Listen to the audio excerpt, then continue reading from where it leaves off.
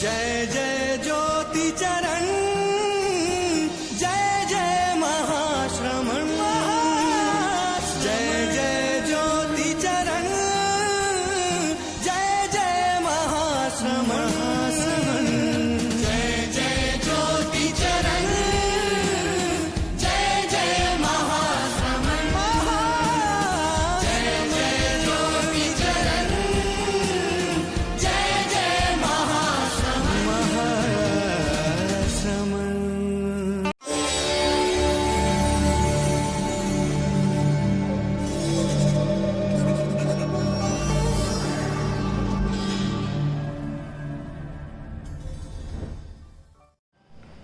आचार्य श्री महाप्रज्ञ जी का जन्म शताब्दी का समापन होने जा रहा है। 1 वर्ष पूर्व आचार्य श्री महाप्रज्ञ जी का जन्म शताब्दी का शुभारंभ उनके यशस्वी उत्तराधिकारी आचार्य श्री महाश्रवण जी के सानिध्य में हमने शुभारंभ किया था और आज 1 वर्ष पूर्ण हो रहा है। और इसके साथ ही आचार्य श्री महाप्रज्ञ जन्म शताब्दी का समापन हो रहा है। जन्म शताब्दी का वर्ष बीत रहा है और आचार्य श्री महाप्रज्ञ जी एक ऐसे महामनस्वी महापुरुष थे जिनमें एक विशेष प्रज्ञा का अवतरण हुआ था। प्रज्ञा कोई पढ़ने से नहीं आती, वह सहज अंतः जागरण से होती है। आचार्य श्री महाप्रज्ञ जी ने अपनी प्रज्ञा रश्मियों से इस धर्म संघ को आलोकित किया और धर्म संघ को ही नहीं पूरी मानव जाति को आलोकित किया। उन्होंने जो अपनी प्रज्ञा रश्मियों के विकिरण बिखेरे वे जनमानस को आज भी प्रभावित किए हुए हैं, चाहे वह साहित्य जगत के माध्यम से हो या अपने विशेष मार्गदर्शन के हिसाब से हो। जब जब ऐसे प्रसंग आए तब उन्होंने अपनी प्रज्ञा रश्मियों का भरपूर उपयोग किया। आचार्य श्री तुलसी ने जब आगमों का संपादन का कार्य करने की सोची तो सबसे पहले उन्होंने अपनी बात रखी आचार्य महाप्रज्ञ जी के सामने। उस समय आचार्य महाप्रज्ञ जी नहीं थे, उनके शिष्य थे मुनि श्री नथमल जी। उनके सामने वह बात रखी।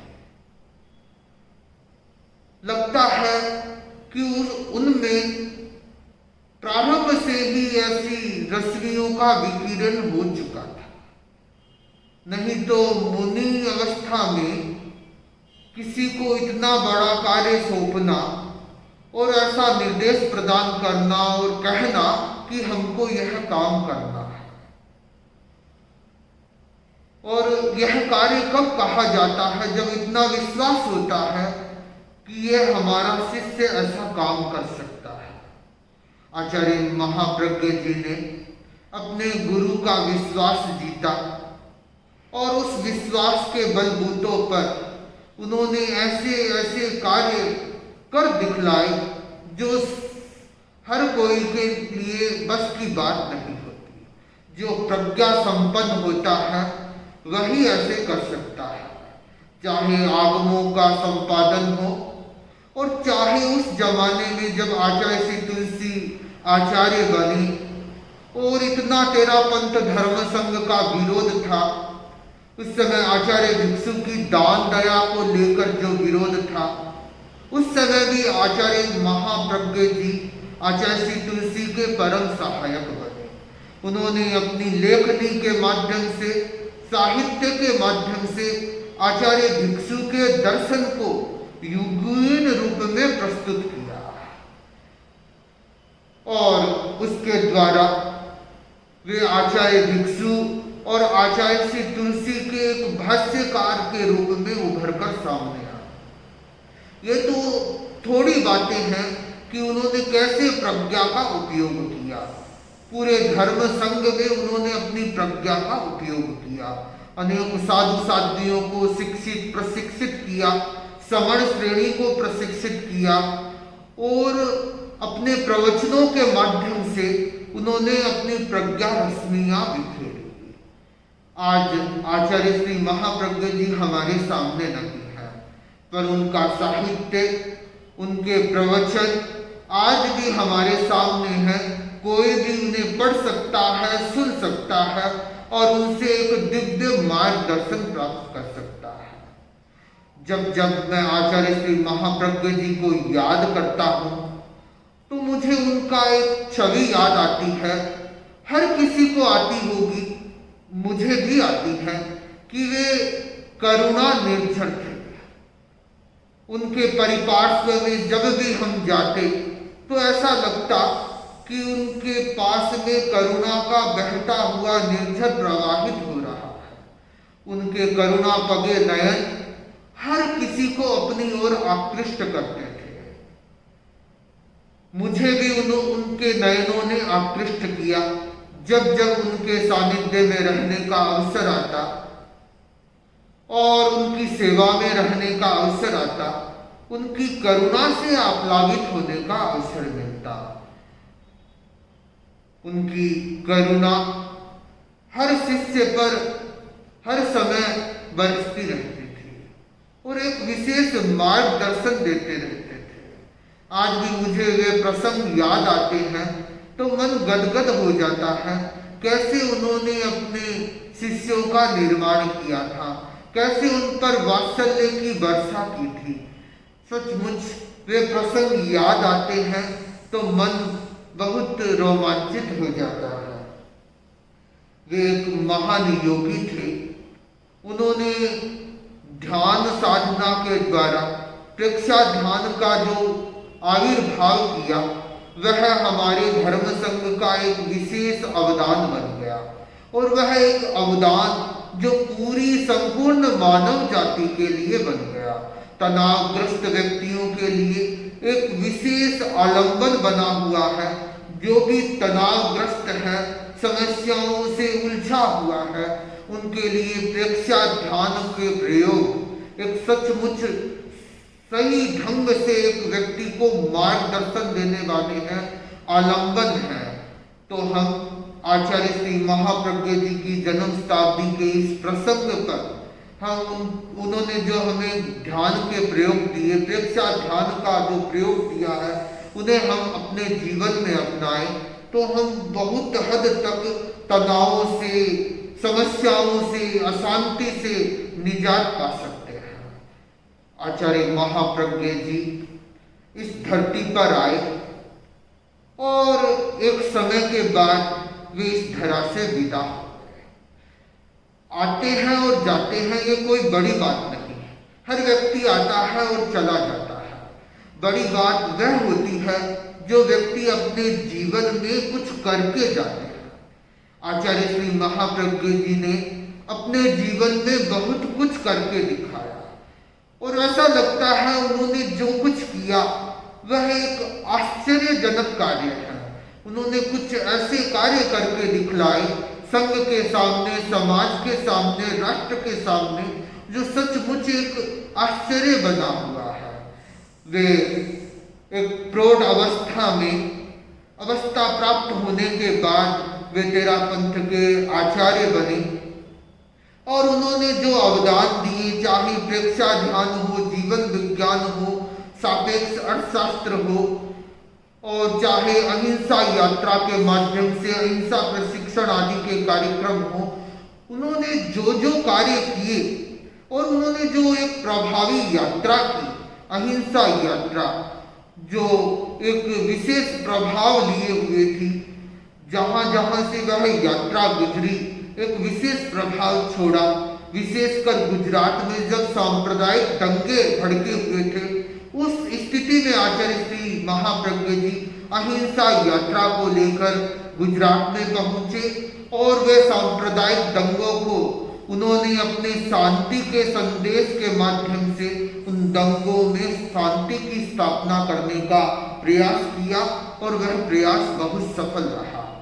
तो इस तरीके से अनेकों उन्होंने कार्य करके दिखाए, जो हमारे लिए आज एक विशेष दिशा दर्शन के लिए बने हुए हैं कि कैसे आचार्य श्री महाप्रज्ञ जी जैसे महापुरुष इस धरती पर आए और उन्होंने ऐसा कार्य किया जो हमारे लिए एक विशेष प्रेरणादायक है, मार्गदर्शन देने वाला है।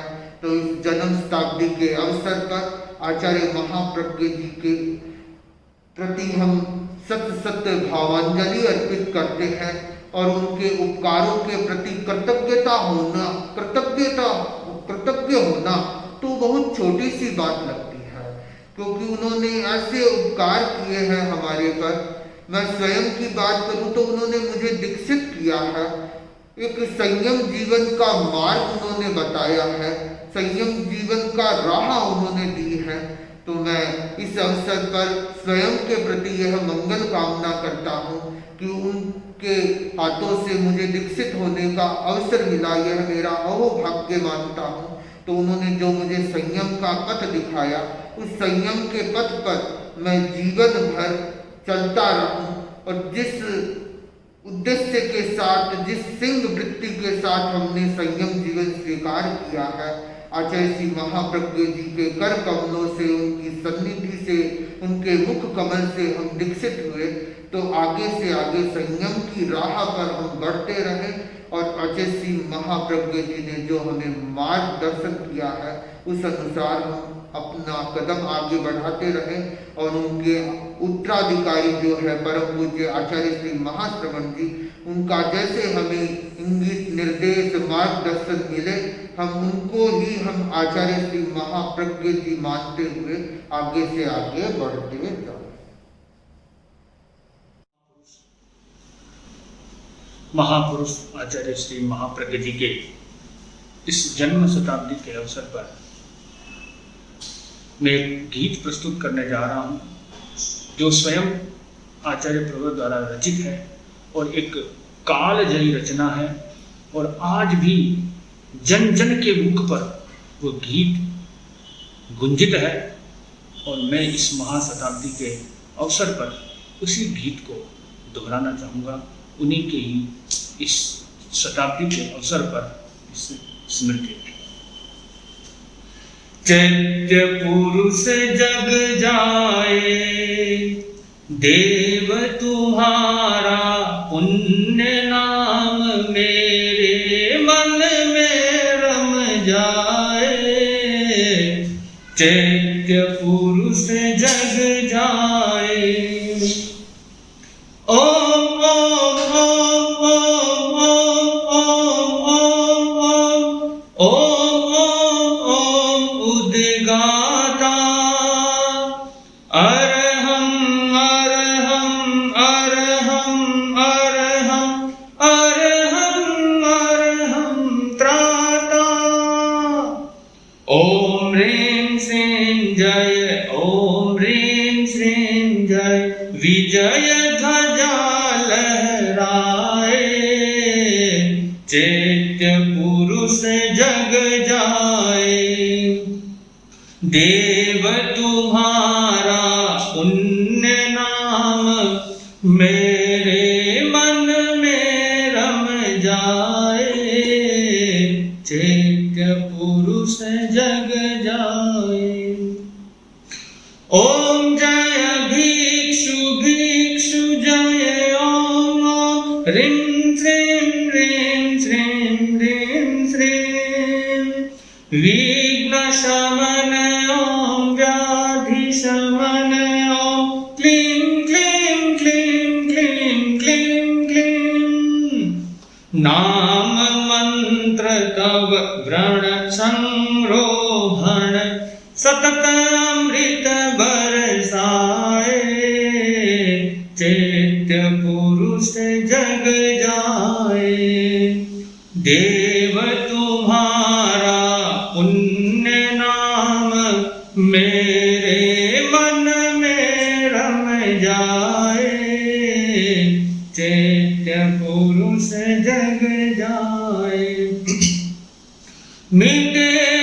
समता तन की मन की अनुभव की चिंतन की पल पल पग पग मिले सफलता तन्मयता चेतन की नाम मंत्र तव भय हर विष हर सम्य सिंधु गहराए चैत्य पुरुष जग जाए देव तुम्हारा पुण्य नाम मेरे मन में रम जाए चैत्य पुरुष जग जाए आत्मा भिन्न शरीर भिन्न है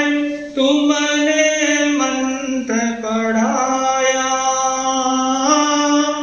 आत्मा भिन्न शरीर भिन्न है तुमने मंत्र पढ़ाया आत्मा अचल अरुज शिव शाश्वत नश्वर है यह काया आत्मा के द्वारा ही आत्मा में लय पाए चैत्य पुरुष जग जाए देव तुम्हारा पुण्य नाम मेरे मन में रम जाए चैत्य पुरुष जग जाए तुम निरुपद्रव हम निरुपद्रव तुम हम सब है आत्मा तब जागृत आत्मा से हम सब बन जाए परमात्मा ओम राम ह्रीं रूं रैं रौं रम रः अंतर मल धुल जाए चित्त पुरुष जग जाए हा चैत्य पुरुष जग जाए हो चैत्य पुरुष जग जाए देव तुम्हारा पुण्य नाम मेरे मन में रम जाए चैत्य पुरुष जग जाए चैत्य पुरुष जग जाए।